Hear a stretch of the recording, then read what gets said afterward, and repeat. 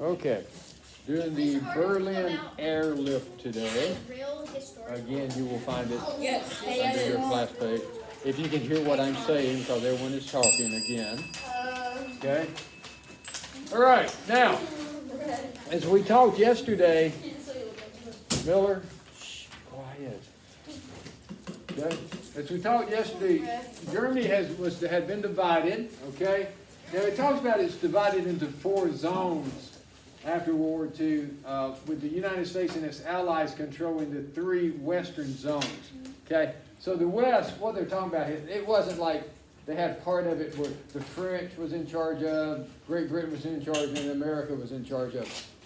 Those 3 countries was helping the West. They were helping West Germany, they were helping West Berlin, okay?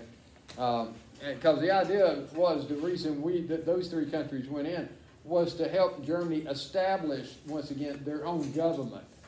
We didn't want to go in and we didn't want to rule their country. The idea was to help them get back on their feet, set up a government again, and then turn the country back over to them. That's the plan. We didn't want to be communists. Yeah, exactly. Otherwise we're doing exactly what Russia was doing. You come in and control them. Most of us. Okay, that's a very, very good point. Or right now. Okay? Does that mean schools are communist? So the communist Soviet Union controlled the eastern zone, and the capital of the capital city of Berlin, which was located within the eastern zone. Remember we talked about this yesterday. It was actually over 100 miles behind the dividing line of the country. Well, why did they? So it was actually over 100 miles behind enemy line, basically, if you would. So that western part of the city was free, but all around it, the eastern part of the city and all around it was communist territory. Okay? So it didn't take the Soviet Union long to figure out that they kind of wanted to take control of all of Berlin. Okay? And they wanted to drive the Western countries out. And to do this, it began a blockade of the western part of the city in June of 1948. Okay? And since it controlled the land on all sides of the city, it wasn't real hard to do. Just wrap around it. Okay, yeah. Wasn't real hard to do. So, first, it cut off all the automobiles and truck traffic into West Berlin. So, the United States, France, Britain, whoever, if they wanted to make a delivery to West Berlin by truck, they weren't allowed to come through communist territory to get there. Well, that was the only way to get there via a vehicle, was to drive through communist territory. So Russia said, nope, can't do that, and not allowing them. Okay? But did they ever say anything about planes? If you be quiet, let me do my class, you might figure that out. Okay? That could be why it's called the airlift. I mean, I'm just saying. Okay? Then it cut off all barge traffic into West Berlin, so they couldn't use boats and come up rivers or anything like that. So now they won't allow that to happen. Yes? Do the questions get answered in order? I have no idea. I'm not worrying about answering your homework questions. I'm worrying about teaching what's on the board. Okay? Homework's you, not me. Okay? I love you, but I'm not answering your questions for you. Okay? Finally, it stopped all the railroad traffic. Okay?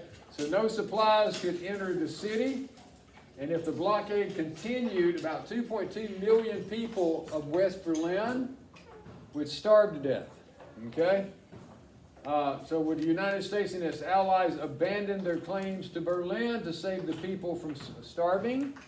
Because if they pulled out and said, okay, that's it, y'all can have it, then Russia's going to take care of them. They're going to make sure they got food. They're going to fall under communist rule, but they're going to have, food to eat, just like everybody in the East did. It won't be great food or anything like that. It won't be an overabundance, but it will be enough to keep them alive, obviously. Okay? All right. So, Berlin was not abandoned to the communists, but its people didn't starve either. The United States, Great Britain, and France planned a huge mission to send in supplies by air. And they would fly supplies from the bases in the British part of the West Germany into West Berlin. At first they flew in from 3 air bases in West Germany. In Berlin, they landed at either a U.S. base named Tempelhof or a British base called Gatow. And at the beginning of the airlifts, each of these little airports only had 1 runway. Okay? And nevertheless, airlift pilots began flying in 500 tons of supply a day. The more momentum you have, like Okay. the Boeing 747, you need a long runway. Yeah, and you got to understand, these runways were not necessarily made for the heavy-duty cargo planes always, okay? So their repairs, they're going to have to be fixed up a little bit in order to work. So, you got your work cut out ahead of you. So the American mission was known as Operation Vittles. Thought we're flying in food and stuff, right? We also fly in other things we'll talk about here in a little bit. Okay? The British mission was known as Plain Fare. American, British, and French pilots worked together to fly in all of the necessities. They bought in food, they bought in medicine, they bought in coal for fuel, they bought in raw materials, they bought machine parts to help keep their factories going. So it's not just food that they're bringing in. They're bringing in everything they need to maintain a somewhat normal life. Yeah, Parker. On our question, it says machine parts and computers is listed one. You have to. Well, They the have food and fuel. Okay? Wait, it says, I'm not answering your homework questions for you. no, it says, I'm not answering your homework questions. probably piece it together now. Do I come to your house and answer your homework? No. You just break it. I have a question. All right. I'm not answering questions on your homework questions. Do you not understand that? Yeah. I'm teaching a class. If you would pay attention to the class, you might be able to answer your own questions. You see how that works? Okay. Soon the operation was too large for the airfields that they were using. Another large airfield named Tegel was based in the French section of West Berlin. Outside of Berlin, 6 more airfields in the British section of West Berlin, if I can't talk, was now put into use. For nearly a year, airlift pilots provided for the people of Berlin. 24 hours each day, planes made their deliveries. That's like an A1. That's like a C-130 doing like 2 At the damage. height of the airlift, planes were taking off and landing only minutes or even seconds apart. Sometimes the weather was bad and the visibility was poor. Often the flying conditions were dangerous, but the pilots kept on flying. They were delivering an unbelievable 13,000 tons per day. That is a lot of material. Okay? Oh, planes too. Finally, in May of 1949, the Soviet Union gave up and ended the blockade. Cars, trucks, and trains and barges could again make deliveries into the West. Still, it would take some time for life to return to normal, so the airlift did continue for about 4 more months. The Berlin airlift took place during peacetime after World War II. But when the Soviet Union had to give up its blockade, it was as if it had lost a battle. Okay? It had not been able to starve out West Berlin.